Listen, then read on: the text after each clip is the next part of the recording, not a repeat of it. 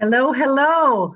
Welcome to another episode of Rena and Cynthia Discuss. You have reached the Ascending Community of Light channel, and we are so pleased that you are here. Hello, Cynthia. How are you today?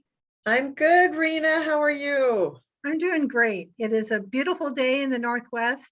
A little chilly, but it's February 1st, 2022.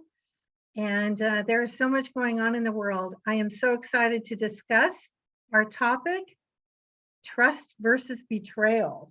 That's a big one. I know it's a big one. It's a heavy hitter, but we're going to launch into it with love and an open heart and levity. And so here we go.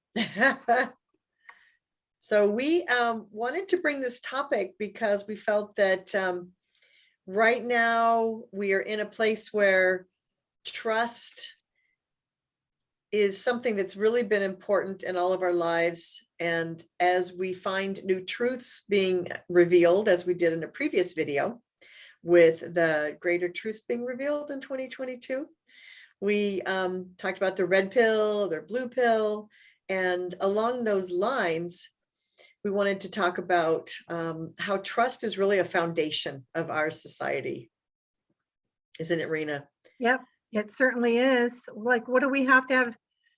I mean, look at it. You're born and you immediately have to start trusting, right? Mm-hmm. You have to trust your families. You have to trust as you grow and develop friendships. You trust those people. Mm-hmm. So yeah, it's everywhere. Where else? Yeah. Where else do we have trust? And I think the human being is such a, I think we're such loving beings, and I think that we trust naturally. And I think that we come into the world, like you said, just trusting, and we're open, and there's nothing more innocent than a sweet baby. And so trust is something that's so integral to who we are. And like you said, parents, right away, you trust them. And then you begin to make little friends in, preschool, elementary school. And trust is such an important part of what we do every day. And as we grow, I mean, we think about it, who can't we trust? I mean, we have to think of our neighbors. We trust our neighbors to turn their lights off at a certain time. We trust our neighbors to keep their dogs quiet. We trust our policemen to take care of crime that's going on, right? We trust our firemen to put out a fire if the house catches on fire. So we place a lot of faith and trust in other people. Yeah. Well, look at the medical system, our medical providers. That's a good one. We've trusted them if we're having something that isn't working in our bodies, or emotionally, if we're emotionally upset, or any of it, like our water systems, our municipalities that will be able to turn on our water or flush our toilets or get our garbage picked up, or anything that we can't do for ourselves, or we don't feel like we have the expert knowledge that we need, then we put our trust into someone else who says that they do that and they are an expert in that, right? Yeah. So I think as we grow older and we go to school and we trust our teachers and we trust our principals, that we develop this sense of trust for, like you said, things we can't do for ourselves. So we begin to trust the authorities. We begin to trust those that are experts, professionals. Of course, if you want to build a house and you don't know how to do it yourself, you have to trust the carpenter and the contractor that they're going to put the roof on right. And really everything in our world is built upon trust of some kind at some level. Exactly. And we have faith in that, which is why that's what makes the whole society work. And sometimes that faith gets eroded though, right? Sometimes they don't do the job that we expect them to do. Right. So then I think we begin to learn not to trust. And I think while that's really actually an important stepping stone in the evolution of the human being to become a sovereign, 100% fully self-reliable human being, I think we need to learn to trust ourselves a lot more, and the experts or authorities a lot less. So we've had to trust people, even people that are really far away. Think about our federal government, or, maybe we've got a bank account in another country or whatever, I don't know, but we've had to learn to trust those that are supposed to take care of us, provide for our welfare. And I think what's happening in our world right now is things are crumbling around us, and so many structures are falling apart. From the educational system, is challenged right now, the medical system, certainly with this whole crisis that we're in, our government not providing safety at the borders. We trusted that our government would provide a safe border and not allow people who hadn't gone through the correct process and the legal channels to come into our country are now coming in freely. So trust is being eroded really at every level, don't you think? Absolutely. It's a crumbling of, I think back to this thing about being sovereign and giving our power away. So although we can't be experts in everything, we can't like know all the research. We're not physicists, we're not chemists, we're not, right? All these professions where people have put a lot of study in and really delve deeply into it. Many of us are just trying to survive and have whatever little career we have and keep our children safe and make sure there's food on the table and just take care of our own lives and our own family unit. And that's all that we have energy wise. We don't have the energy to be experts at other things. So you're right, back to this, there really is this trust, but it is completely being eroded. And so now what do we do with that? Because deep inside, we really do have the ability to be able to govern ourselves, which is kind of a concept that nobody is talking about that much. And I think as we create a new world, we're going to have to do it a lot more. And we're going to have to learn to become self-reliant and really develop our sense of self, our sovereignty. And but that being said, we wanted to share with everyone this idea that as things change and our world externally changes and internally changes, that how do we deal with things that are falling apart? How do we deal with these feelings of betrayal? So the opposite side, I think, of trust is a sense of betrayal.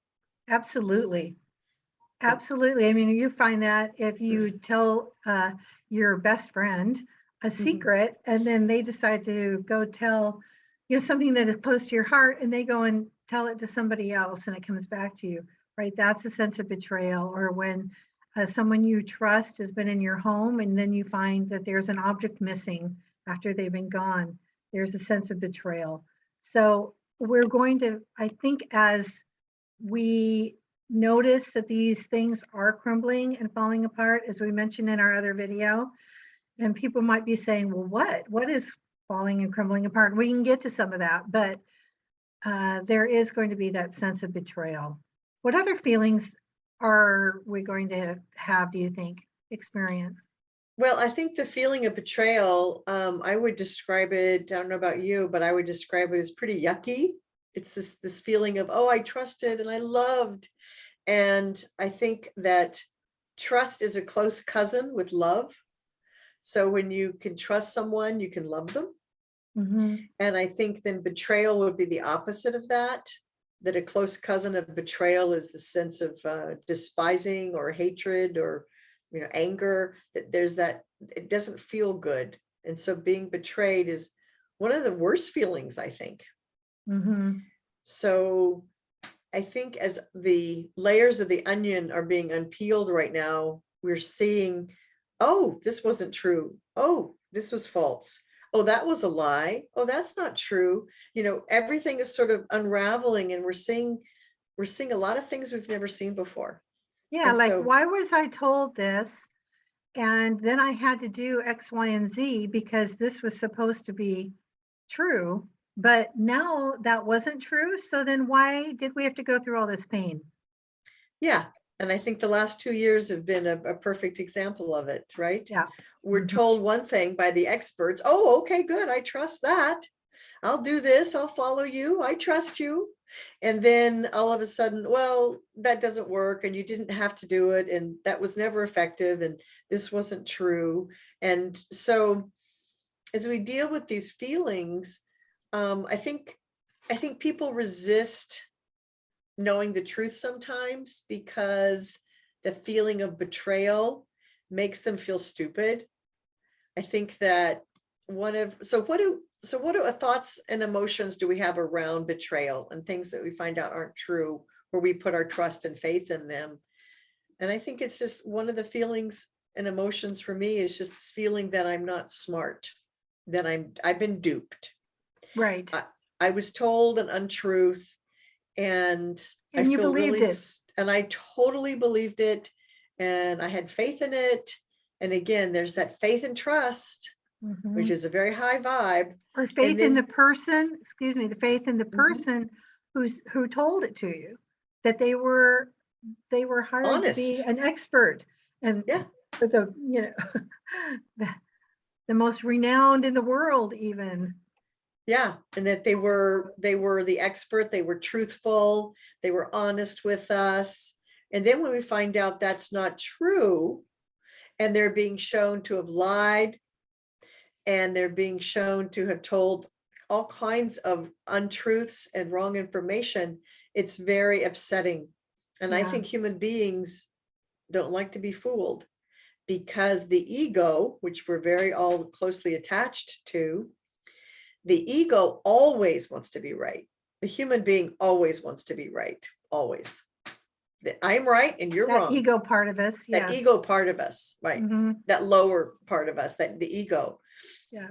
And in our intermediate course, we're going to do a whole deep dive into the ego and how Mhm. the ego is very much a part of this 3D world, and how in order to really release ourselves from the ego, we have to move into in that higher 5D world. We have to let go of the ego. But betrayal is very much a part of that ego structure, if you will. Exactly. Yeah. Who Yeah, wants and to be wrong? exactly. It doesn't want to be wrong. It always wants to be right. And beyond those feelings of that resistance the ego is going to give us, there's that whole feeling of just feeling like a fool, like feeling foolish that you believed it in the first place. Mm-hmm. Mm-hmm. Maybe we should have known better, like we should have done more research, or that those kind of starting to question ourselves into why didn't we know better. And like Mm-hmm. you say, some feelings of being stupid, like I should have done more research. Mm-hmm. And I think people are going to find out with the last 2 years, all the lies that we've been told. And when they find out how bad things really are, it's going to leave people in a really hurtful place. And I agree. so that's why we wanted to bring this up today. And we wanted to help people to know that there are some really strong truths coming out. It's going to be very hard, I think, for a lot of people, including all of us that are researching all this all the time.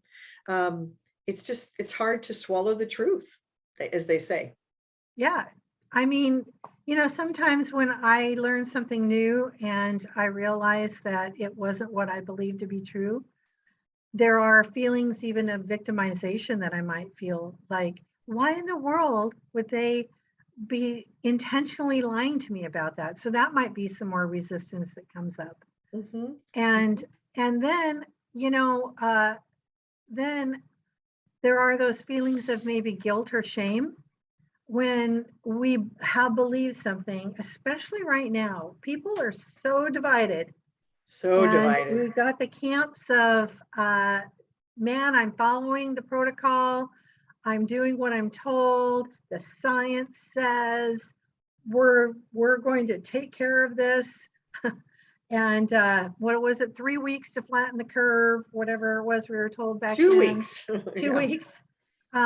And then there's the camp that says, oh no, wait. I don't think so, because I'm hearing this, and this. And so when the truth is coming out to some of those who may have swallowed what was brought to the mainstream, if you want to call it that, or the collective consciousness that many people believed because they were used to, like we said in the beginning, giving their trust to the authorities, and oh, the authority is telling me this, they should know, what do I know? So kind of being that underling. And when that comes out, there might be some feelings of guilt and shame for things that they've said to their loved ones. Mhm. Families are being torn apart by this, Cynthia. Absolutely, families are being Or torn apart. things that they've done. And, Mhm. I think I may have shared in past video. I mean, both you and I both have had feelings from people that we care about and love that, they didn't treat us exactly the way we would have expected to be treated in the past, because of their belief system in this time right now. So, yeah, or how about feelings of overwhelm? Like, how am I supposed to know? How was I supposed to know? I was busy feeding the kids. Like, how was I supposed to be an expert at Yeah, all of this? right. So Well, that's it's why we so put, confusing. it's a very confusing time. And I think that's why we do humans naturally trust each other. I think that we naturally do. I know I do. Yeah. And, trust is usually earned with friends. And with family, it's just a given because you're born into that family. And of course, your family members would never hurt you, right? So we have these levels of trust. But when it comes to the outer world and trusting in these authorities, and then we come to find out they're swindling money, they're lining their pockets, they're not working in the best good, they're not serving humanity in any way. And I think that people are going to be shocked, and I think people are starting to be shocked by the level of public betrayal and this public health crisis, right? This Right. level of they got paid by the pharmaceutical companies to produce these, and they got paid by the pharmaceutical companies to say the hospital numbers were much higher than they are, and on and on and on.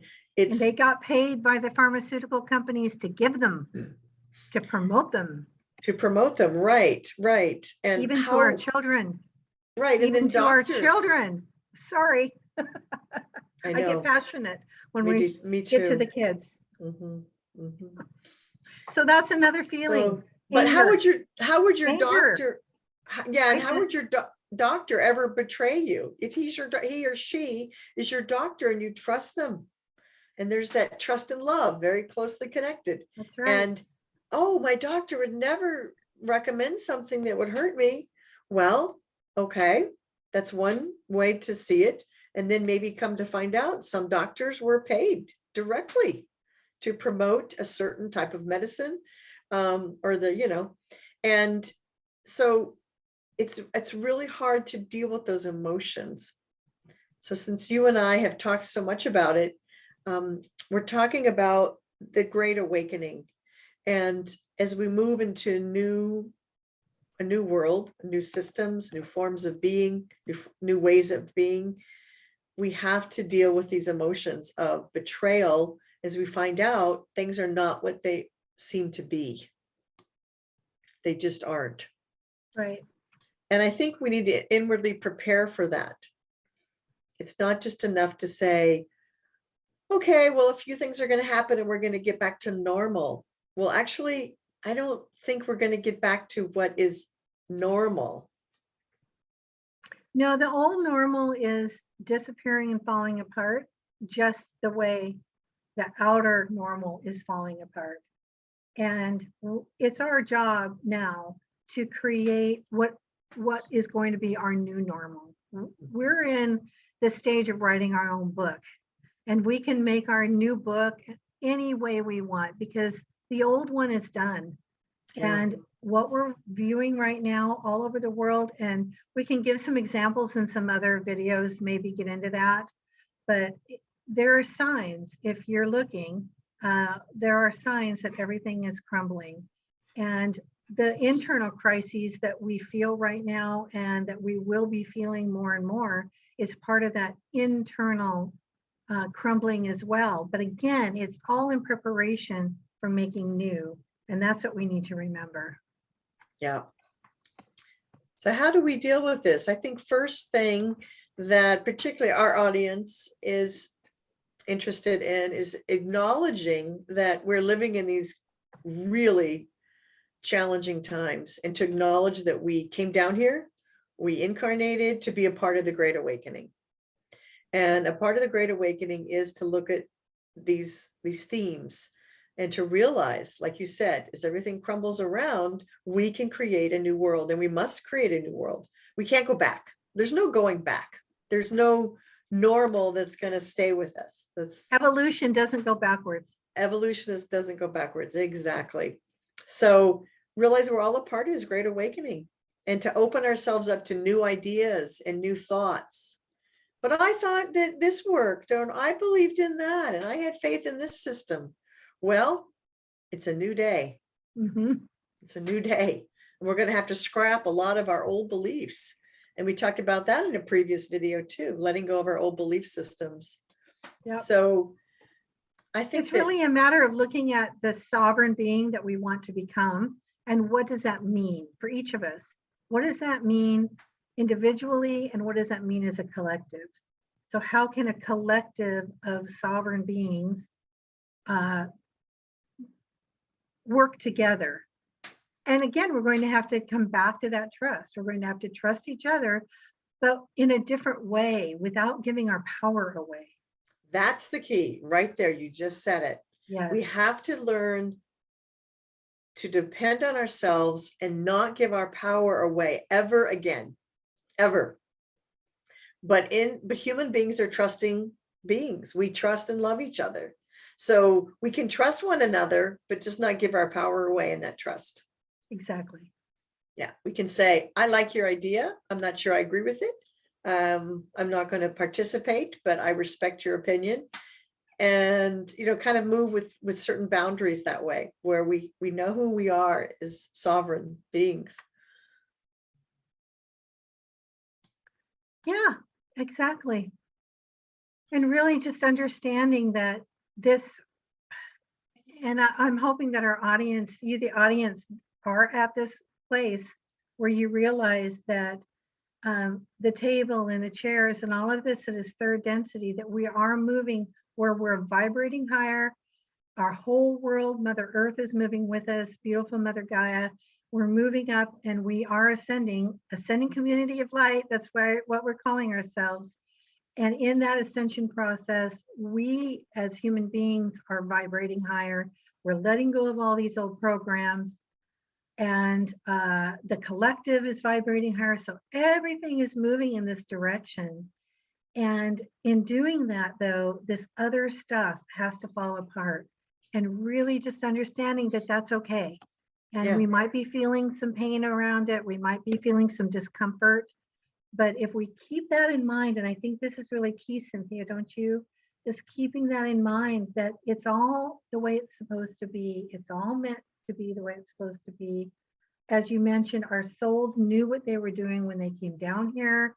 This is a school, it's a learning environment for our souls, for our soul growth, and celebrate that we are here at this incredible time of Earth history. And we have the power to make it different, make it better. Yeah. And I think I love what you just said. It's so true. And there's that trust. There's that trusting in a greater plan, that God, spirit, source, whatever you call the great creator, that there's a plan, that this is unfolding exactly as it should be. But before we end today, we just wanted to say it's so important to these three things, to really love yourself through all of this. As we hear things, as things surface, greater truths come out, that you really forgive yourself for believing in a system that didn't work, for believing in a politician, for believing in a medical system, for believing in a school board or an educational system. Whatever you had your trust and faith in, it's okay to say now things are different, things have changed, and I can move forward. It's all right. And I forgive myself for not knowing. And like you said, how can we know everything? We can't. Right. So forgiving yourself is really important. So this is one of our ascension phrases that Rena and I will share. You can, please go to our website, ascendingcommunityoflight.org. And one of our ascension phrases is, I forgive myself for whatever. I forgive myself for not knowing. I forgive myself for my limitations. I forgive myself for believing in these things when they weren't true. And then the second thing is loving yourself. We think that, of course, is, how do you say it in French? Très bien. Very good. I love myself. I love myself. Je t'aime is I love you, but I mean, just, to love yourself. It's so good to say, I love myself. I love myself no matter what. So, yes. So forgive yourself, love yourself for whatever you've believed in, whatever you've had faith in, whatever you've trusted. And that now if it comes out that it really wasn't in the highest and best good, and it wasn't a truth, that's okay. Love yourself no matter what. That's right. And one of our other phrases is the gratitude one, being grateful. Just being grateful, if things get tough or you start feeling down, just take a breath and turn it around, turn the cup inside out and look at the cup half full instead of half empty. And just say, man, I'm so grateful that I'm here right now. I'm grateful that I'm safe. I'm grateful that I became aware that I was being duped. I'm grateful for whatever you can think of, little things, big things, medium things, it doesn't matter. But moving that energy into that gratitude is that's really super important. Really important. And that really shifts everything around. And the other thing is that the last thing is trust in yourself. Trust in what you know to be true. Trust in what your guidance is telling you, that inner voice. Listen to it and trust in yourself. And if you're wrong about something, that's okay. Forgive yourself and love yourself no matter what. I voted for a couple of politicians that I thought were wonderful. I was so excited. I remember even crying the night one of them was elected president. And then come to find out they are really an evil person. They're not at all who I thought they were. And I've had to really work on forgiving myself for voting for someone who was false. So this is really important. This is the real work. And this is what Rena and I really want to share with all of you, is that the inner work, this is the key. This is the key to ascension. Yeah. Forgive yourself, love yourself, and trust yourself. So that's about all I have to say today on that, Rena.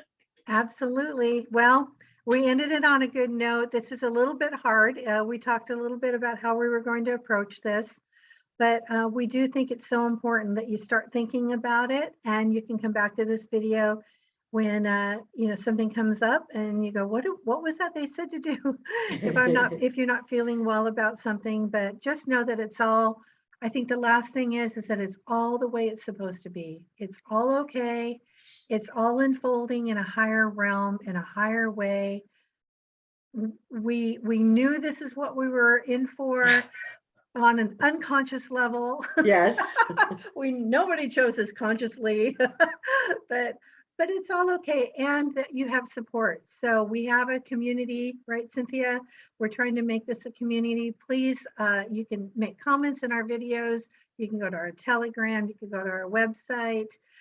We would just love to create more of a community. If you have any ideas how we can do that, let us know. But that's what we want. We want to be here for you, and we want you to be here for us, because we're all in this together.